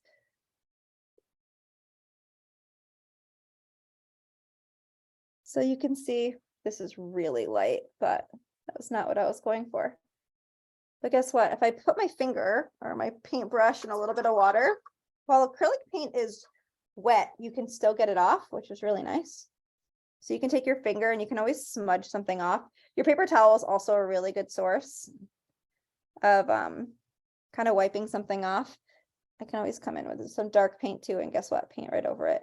But you could try putting in a little bit of, I think the brown works pretty well. But if you wanted to try a lighter brown, you could. But I think the brown does it pretty decent. But the cool thing is you can tuck the brown into other spots of your rocks so it looks natural. So for me, I'll tuck a little bit of brown down here and see how it warms up in between these rocks, which is really cool. So anywhere, you know, I'm being very, mine's very abstract, but I'm tucking in brown over here on the left, well, this side. See how it matches the top of that rock? So you can play with that. And again, to make brown, I'm gonna do the same thing on the other side and then we'll move to the next step. But I want you all to have enough time to play with this and give it a shot because it's not easy. But part of these classes is learning new skills and techniques or practicing them at least so you can try them again in the future. But you can see how I tuck some brown in. So the blue is cooling and grounding and the brown is really creating some fun, like brightness in areas. So, or it's the not brightness, it's creating, yeah, it's a little bit of the warmth from the sky coming down because there's dirt under rocks, right? And I'm using the blue and the greens on the rocks to create those forms. So again, not easy, but I applaud you all for going for it. So way to go. All right, so I'm going to slowly shift us to the next step, and that is some of the greenery. I'm going to grab a little bit more tape here for my picture. Is the greenery around the rocks and on the left and the right side. And then we'll shift to the waterfall. And then our final step will be adding some green to the trees as our final step. So we'll kind of start at the bottom and I'll work our way up for the final steps. If anyone has to leave, I absolutely understand. No big deal. We'll make sure you get a copy of the recording. Please request it. If anyone wants to sign up for the April class, the new contact at AARP Vermont will be posting it, she said on the 20th. So basically 30 days before each class, she'll be posting it. And I'm happy to be transparent and share with you what the dates of the classes are. So the April classes are the 20th and the 23rd, I believe. And yeah, we're painting clouds next month. So I have a beautiful inspiration. And it's a really fun new take on blues and purples and oranges and green, oranges and yellows. It's going to be really fun. We've never done anything like it, but I think you all will really love it. But we'll jump in for the next step. So thanks for your patience there. So what we're going to do is we are going to mix, we're going to grab some yellow and we're going to do some yellow trees on the left side, but we're going to do different style of yellow trees. So you can slowly transition with me when you're ready. I'm going to do yellow with a touch of white. And I'm going to mix those together. We can do that together as a group. So lots of steps tonight. You all are doing awesome. If you need your rocks to dry, if they're cooperating with you or not, just let the rocks take a break. We're going to paint over some of them right now, which might make you happy. But I'm gonna mix yellow and white together. You can see I'm using lemon yellow. It's very lemony. I'm gonna add a tiny touch of red just to kill the brightness of the yellow. And a touch of red is, I don't want it to turn orange. I'm gonna grab a tiny, look at that, tiny smidge. Okay, just to change it just a tone. If it turns a little orange, that's okay. But it's just changing the tone. And if it changes the tone to kind of look like the top color, guess what? That's okay, because we want the colors to match. Imagine that. Okay, cool. So this is where we're gonna have some fun. We are gonna put in 2 yellow trees down here. One is gonna be to the right of the waterfall, and it comes up about halfway on the rocks. So I'm gonna put a dot here, and I'm gonna do like a dotted tree trunk coming down. It does not need to be a full line. So look at this. I'm doing a dotted tree trunk coming down, which is kind of fun. And then we're gonna just do little dots. If you wanted to do like the same style tree, you could. I'm gonna do little kind of dotted brush strokes, and we're gonna put a tree in the foreground. So you could do the same technique that you did above, but I'm not doing a pine tree. I'm doing it, making it like a little bit fuller, maybe like a birch tree, or a young birch tree perhaps. So play with whatever style tree you want to do down here. It can be a little bit more full, so I can have less space. Look at this, in between the branches. See, there's a little bit of life kind of coming through the background. This is just a really fun, playful tree. I'm doing little kind of dots and dashes just to kind of fill in the tree. And ladies and gents, you can do big, thick, goopy dots. We want that yellow to stand out. Look at this. And I'll bring it a little closer. This is with orangish yellow paint.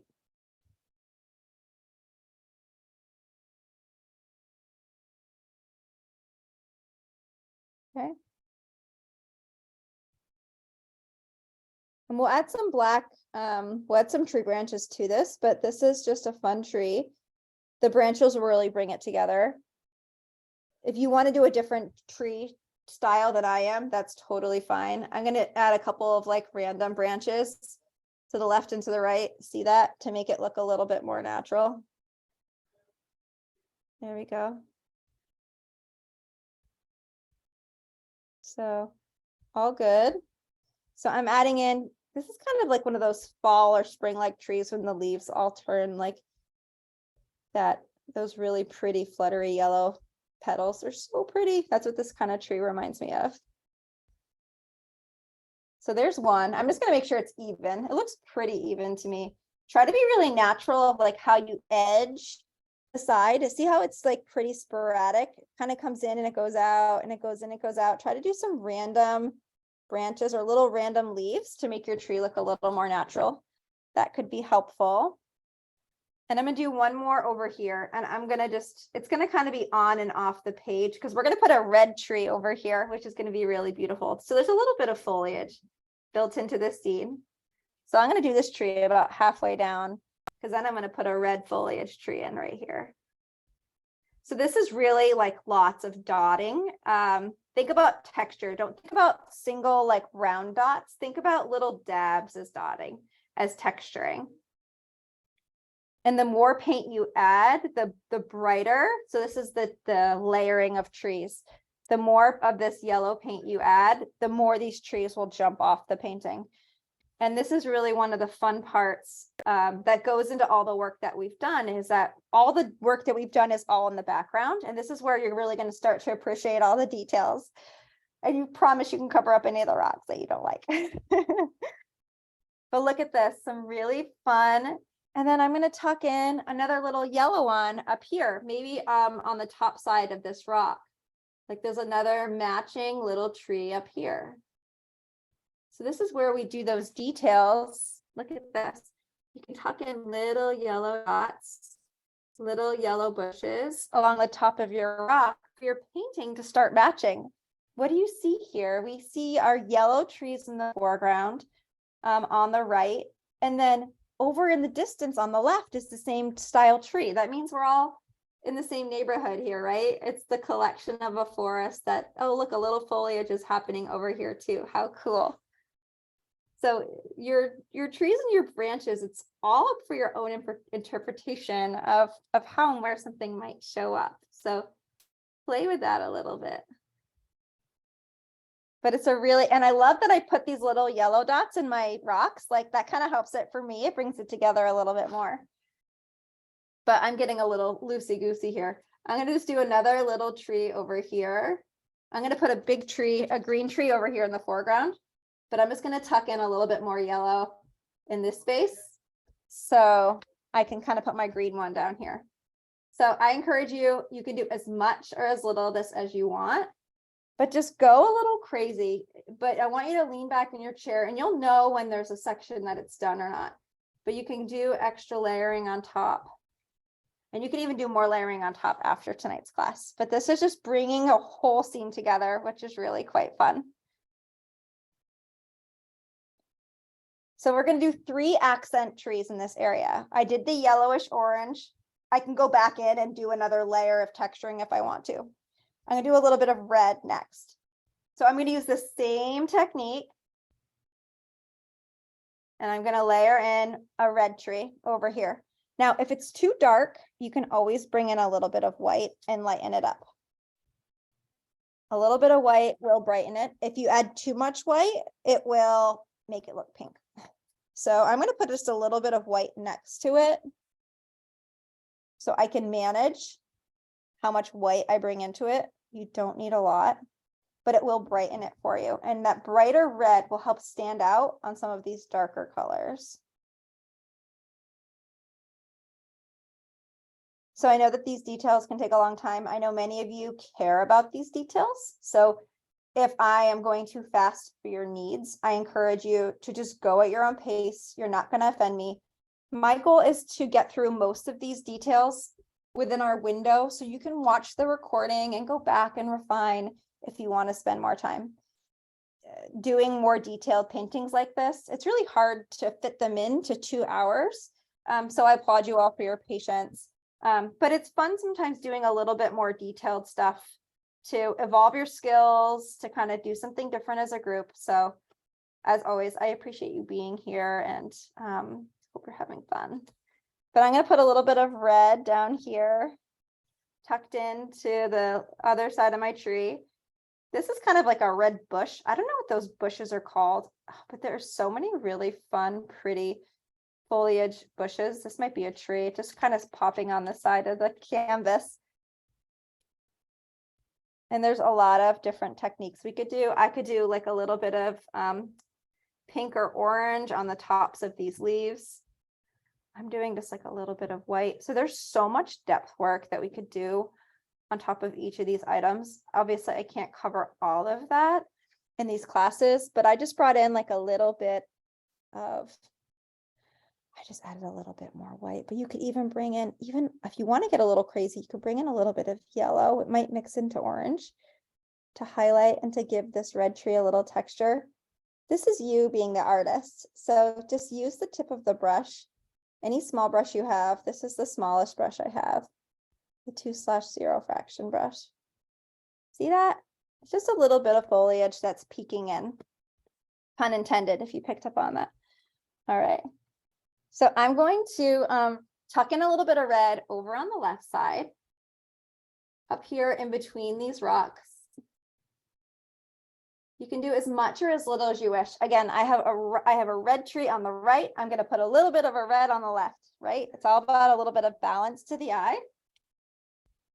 If you want to tuck in purple flowers, you could do anything you want at this stage. So we have about 15 minutes left to the class. This is where you can do anything you want. I'm going to show you the basic coats for these trees and the details in the foreground. Then we're going to move our way up. So we're going to do the waterfall together, and then I'll show you the details for these top trees, and then we'll call it. So I'll spend just 2 or 3 more minutes on the bottom area, and then we'll switch and move our way up to the top as a little bit of what's coming next. So I'm going to switch to green. I can always go back to my red, but I want to get the big green bush down in here because that's important. It's going to be really vibrant for us.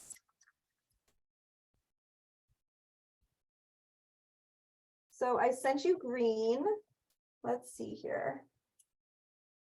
I believe I sent you Paleo green. I'm looking at Teresa. Teresa, give me a thumbs up if I sent Paleo green to you all.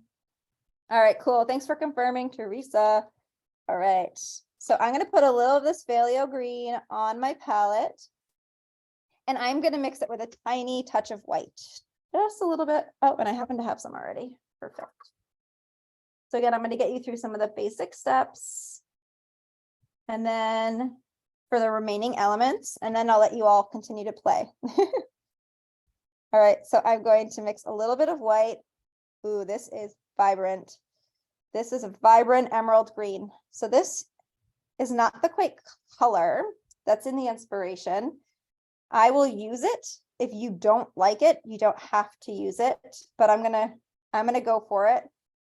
So it's white and a little bit of this teal. It actually will look nice on the trees up top, but we'll go for it down below too. It might be too dark, but we can change that. I'm going to do a large green bush in the bottom. Oh, this is nice. A green bush in the bottom left corner. And it's going to kind of like bleed. It can bleed into your river, your pond a little bit here, your lake, your stream, whatever you want to call it. I'm just doing dotting effect. I'm just creating some green bush-like texture on top of this patch. So take a minute just to add some green bush-like texture. I'm just doing little dabs, left, right, left, right. It can be a little sporadic here. We're just adding in a second tone.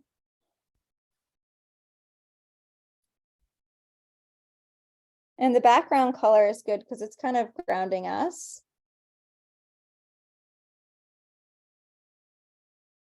So take a minute to do that. And if you have any of the dark green left on your palette, if you wanted to add any of a darker color, you could get your black if you wanted to. You can always add dark undertones to this, but we're going to add dark and light undertones to this green area. So as an example, if I take a little bit of this green and put it to the side and add just a tiny touch of black, I can add some dark contrast kind of woven in here just to make it look a little bit more natural. So if you wanted to use some dark undertones just to kind of help fill it in, you could. The goal is to kind of create an object, and we're going to use different tones of green to do that. So just don't focus on the texture. They don't need to all be the same size. They can kind of smudge together. I don't want you to have dot-like texture. I want you to have kind of smudges of color to kind of bring this to life. And you can see that right here. I have a little bit of dark tones smudged in. And I say smudged because you don't need to see the brush strokes. You just want to see like a darker color was there. And you can kind of do like X's. You can do little dashes. You could, I wouldn't do swirls, but any way you want to fill in this space with some just natural texture, you can do that. And you may want to really like break up the edge of like where this side is. So you can bring in some darker tones. We are going to add some reds along this edge here. So if this looks really boring to you, don't worry. We're going to liven this up a little bit. But you can always bring the green out a little bit more, like it's coming down in front of your waterfall. That may make it look a little bit more natural. So I would suggest trying that. See how I extended my peninsula a little bit right there?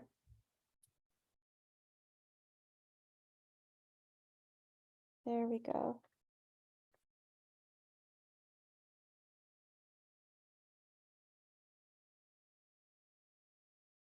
There we go. Perfect. So you can see I kind of extended my peninsula out. That's really what we wanted to do. And then once you feel like you have enough texture in here, you can make a lighter tone of the green. And this is where it gets really fun because you can create all the highlighting detail. And again, I am keeping my eye on the time, I promise. But I want you to play with this a little bit. Making a lighter tone of the green And I'm just gonna do little clusters of highlights. So see how I'm creating, like, imagine little pockets of flowers. Just kind of dusted on top. This is just the sun kind of reflecting, and this is very like mint julep kind of color. It's not what I was intending for, but you can just do little pockets just to, and little soft dabs. You don't need a ton of bright color. And the softer you kind of dab your brush, the more subtle it will be, and subtle color is good. See how there's some of this brighter green, and then I have little subtle bits of it. For me, it kind of looks more of like a flowering plant, but it doesn't matter. But we're creating this scene. And maybe you want to, for me, I want a little bit of this bush down here by the waterfall to match it. So I'm inspired to put a little bit of that bush down here with a little bit of these flowering greens. So this is where art can kind of just take you. I love adding a little bit of the green on the underside of the waterfall. And we'll do the waterfall in just a minute, but you can add green, this lighter green or darker green, wherever you wish. This is a true example of an evolution of a painting. We went from an ugly rock wall to this beautiful scene, right? With these beautiful trees and these green flowers. You all are probably like, what just happened in this art class? Something changed. That's what art's all about. It's being a part of the process, and it's not overthinking it. That's why I'm here to remind you just to be really kind and just embrace every step for what it is, to not overthink it, because I will get us to the end product. Okay, so people are playing with the green. I'm being mindful of time. We have about 10 minutes left. I'm going to show you how to do the waterfall next. Waterfall's super easy. It's white and a little bit of light blue. And you're going to have some splashing down in your water too. So we're going to spend 3 or 4 minutes on our waterfall, and then I'll show you how to lighten some of the trees up top. Now, courtesy of AARP Vermont, you all have, if you registered and were able to get in, you have supplies. So you can keep working on this. I'm going to use a little bit of white paint just to structure the waterfall. If you added any blue, you just might want to structure the waterfall. The white is our primary, but we're going to use light blue to give it a little bit of the watercolor. So I'm using a small brush, and you really just want to have long lines, some blending of light blue and white going down to the waterfall, hitting the water.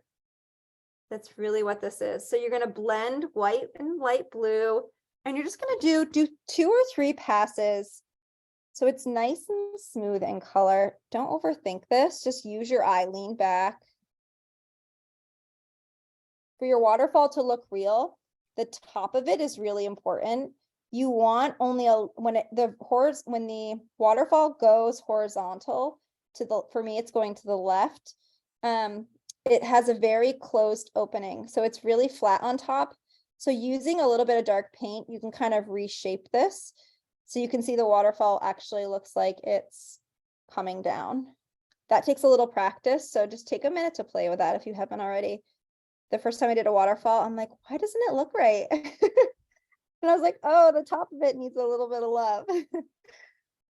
So, and then I'm going to do just like a little bit of like crashing down waterfall, kind of just coming here at the top. I'm just doing a little bit of white, kind of scuffing, like the waterfall is splashing. This is just gentle, kind of sweeping like brush strokes with white paint on top of the blue. And you can play with your blue and play with your white, and just to add a little bit of splash kind of coming down. And then there's a couple of horizontal brush strokes that kind of the splash is kind of reflecting on, right? There's a little bit of movement, a little bit of waves. So that's where you can use white and light blue kind of in your water with a small brush to reflect a little bit of waves. I'm doing a really gentle brush strokes. That's why it looks so light in color. And you can use even a little bit of water on your brush, ladies and gents. Look at that. You can use your finger to smudge it if you want to. You don't need too much. For me, I just want it to be even from the left to the right. Using your finger to smudge might help you. I'm just going to bring it over to the right a little bit. You want these to be all smooth horizontal.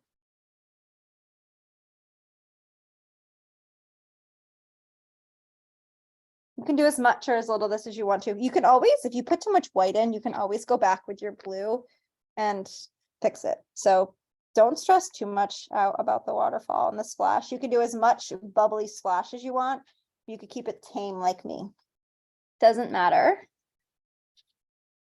I'm gonna get a little bit of blue. You can also come back in and put a little bit of blue with some brush strokes to really break up the water if you wanted. You can come in with a little bit of blue. This is, again, a great example of layering paint colors. The darker blue can look like shading. Again, we only have a limited amount of time for tonight's class, but you can see with a little bit of dark blue, I could do some really fun things. So if you're going to watch the video later, or if you're watching right now, you can see the example of that. Darker blues. There's a lot of dark blue contrast in the water. Unfortunately, I don't have a ton of time, but I encourage you to maybe play with that on your own. But that's what a little dark blue contrast looks like. All right. So look at, isn't that so beautiful with the dark blue contrast in the water? So stunning. And I'm just using the tip of my brush and just gently dripping that in. You can put a little water on your brush if you want to help blend it in. Like I have one kind of clumpy spot over here. So I can kind of move that around. Really detail oriented, but that's an up close and personal of my splash. It's a pretty weak splash if you ask me, but I can add a couple of extra whoozy whatsits and make it come up a little bit more. All right, so I'm going to be courtesy of time. I can keep working on this, but I'm going to call that done for right now. I'm going to take you up to the next layer, to the trees. You all are working away. You're doing awesome. There's so many details here. Do what feels right for you. But doing a little bit of the green that we see down here on these bushes up on our big trees will make a big difference too. So I'll show you what that looks like in the next 5 minutes. You can also consider painting your moon white. I can decide that after if I want to paint the moon white or not. I don't know what I want to do with the sun rather. I might just leave it for right now, but if you wanted to paint that all white, you could too. Okay, so I'm going to call this the mint julep. I'm going to use this mint julep color for the tree accents. And it's basically I mixed white with our phthalo green, and then I added a little bit of extra white, and I'm calling that mint julep color right here. Brush so it's really tiny on the end. And what the point is of adding a little bit of lighter accent to these trees, it's the sun reflection on the trees. So I'm going to start with the center tree and I'm going to work my way to the left. And on the right side of each of these trees is going to have a little bit of this accent on it. So I'm going to just do little brush strokes. And if you do some in the middle of the tree too. Look at this. I'm just doing little brush strokes to highlight this tree and the reflection. Look at that tree right there, just came to life. How incredible is that? I'm going to rinse and repeat. Dots and dashes. You can do some branches in the middle of the tree that will make your tree look more realistic. But focus on that right side as you work your way to the left. Doing a couple of, it's kind of like branch-like texture detail. That's what we're doing here. Look at those trees. See them standing out, that lighter green.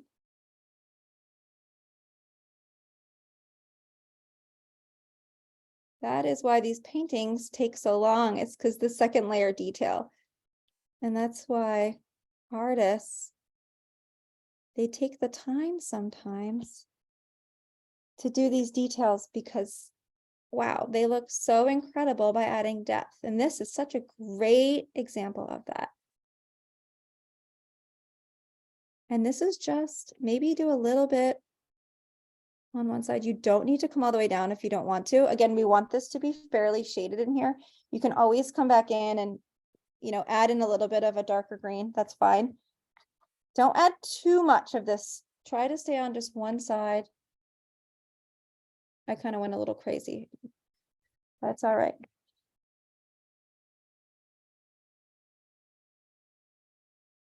We are going to do a group shot. I want to see how everybody's doing here right at the top of the hour. We have a couple minutes. But I'm focusing just on this side of the tree. Look at that. That's a really good example of keeping the left side shaded and just highlighting the right side. And this, you can see the true difference of adding the green on one side of the trees and versus what we had before. What a huge difference, right? Pretty cool. And if you don't like it, you have my support to do your own thing. You will not hurt my feelings, but I'm going to repeat the same thing on this side. And these trees that are on the right side of my painting, I'm going to do the brightness on the left. And you can spin your brush again to have a nice fine point. And right here at the top of the hour, we will take a quick break. I'm sure many of you are, hopefully you feel liberated that your painting came together. That is my goal. This was not entirely easy. I applaud you all for taking on something a little more tough, but I know you all have really developed your skills over the years. So I hope that you acknowledge the challenge. They're not always going to be this hard. All right. But I think it's fun challenging ourselves every once in a while, right? And the recording will be available for anyone that hasn't attended. So see how I'm doing just the left side of these trees? See how it's bringing your eye into the center of the painting too? How cool is that? Absolutely beautiful. I'm just going to finish these 3 trees and then we can do a quick flip and reveal. I think many of you you're in it to win it here. So we'll just take another minute. But I want to applaud you for jumping into this tonight and hope you enjoyed it. I can tell you the colors were absolutely stunning tonight and I hope you learned something new. There's a lot of new techniques that we did. We haven't done rocks before and rocks take a ton of practice. And I mean, I'm not perfect at rocks. And if you don't paint something that often, you're not going to be that good at it, right? Like, let's be honest, but that's why we're here. We're all here to paint something new together and evolve our skills. But more importantly, you're taking some time for you. So the most important part. All right. And have fun with this accent color. You can add more of it. Don't overdo it. Highlighting the top of those rocks with a little bit of a light color, that warm brown, tucking in that warm brown into your rocks. So pretty. All right. Somehow our painting has happened. Something magical has dusted amongst us. Look at, I have paint on my nose. Isn't that special? The leprechauns have joined us for the evening, welcoming us into St. Patrick's Day and have given us a little bit of luck here to get through most of these details in 2 hours.